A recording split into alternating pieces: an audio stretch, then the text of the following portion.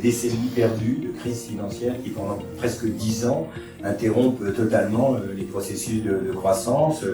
La première récente, la plus célèbre, c'est celle des années 80, avec la crise de la dette d'Amérique latine, des pays d'Amérique latine, qui pendant presque 10 ans a totalement interrompu la croissance dans ces régions du monde. Ensuite, on a eu la décennie perdue au Japon, avec l'éclatement de la bulle immobilière, à nouveau une grosse décennie perdue. On se demande même d'ailleurs jusqu'à quel point les Japonais en sont véritablement sortis.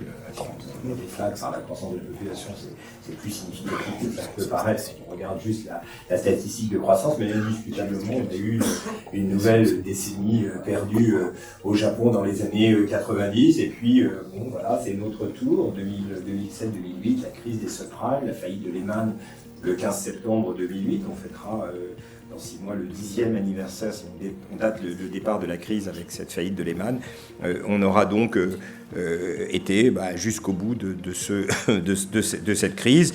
Et forcément, l'économie est ainsi faite que quand on touche le fond de la piscine, on finit toujours par rebondir et ça crée des mécanismes vertueux auto-entretenus. C'est-à-dire que la reprise de la croissance crée la reprise de la croissance puisque les dépenses d'investissement qui avaient été retardées sont finalement faites. La France est sur des niveaux de croissance des investissements qui sont très très importants, 3,5% l'an cette année, l'année dernière et l'année qui vient selon les prévisions des uns et des autres et de l'INSEE en particulier. Donc ça veut dire que les entreprises se remettent à y croire et investissent pour faire face à ce qu'ils anticipent être une hausse de la demande. C'est une des grandes leçons de l'analyse macroéconomique que de dire qu'en réalité ce qui crée des mécanismes auto-rééquilibrateurs, c'est plutôt la base fiscale qui s'aligne sur le cycle que, à proprement parler, la capacité des gouvernements à relancer la croissance par des mesures de dépenses, parce que le temps qu'il faut pour mettre en place un programme de dépenses, en général, la crise est terminée. Et en fait, en moyenne,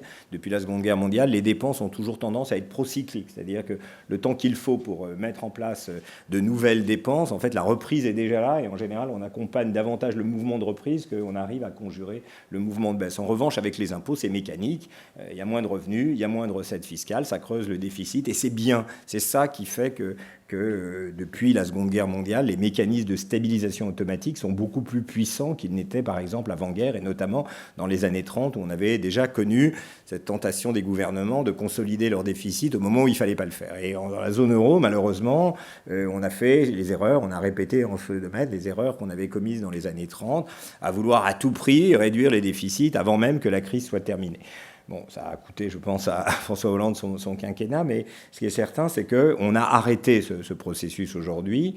Le gouvernement de Macron est parfaitement emblématique de ce qui se passe en Europe aujourd'hui, c'est-à-dire on laisse le déficit se réduire, mais seulement à proportion de ce que la croissance économique engendre spontanément. En termes structurels, il n'y a aucun changement de la politique budgétaire corrigée par les effets du cycle. Il n'y a pas de réduction du déficit et je pense que c'est une bonne chose. Le déficit se réduit, mais encore une fois, avec la croissance économique, il est temps de laisser un peu respirer la reprise économique avant de parler d'un plan de consolidation budgétaire pour réduire les déficits et la dette. Bon, même si à un moment, il faudra quand même le faire naturellement, mais laisser la reprise se faire, je crois, fait partie des choses qui aujourd'hui contribuent à expliquer la reprise de la croissance. Derrière des statistiques rassurantes, taux de chômage à 4 aux États-Unis ou en Allemagne, en réalité, la situation du marché de l'emploi est moins bonne qu'il n'y paraît. Il y a beaucoup d'emplois précaires, déguisés, à temps partiel, subis, qui en fait ne font pas exactement justice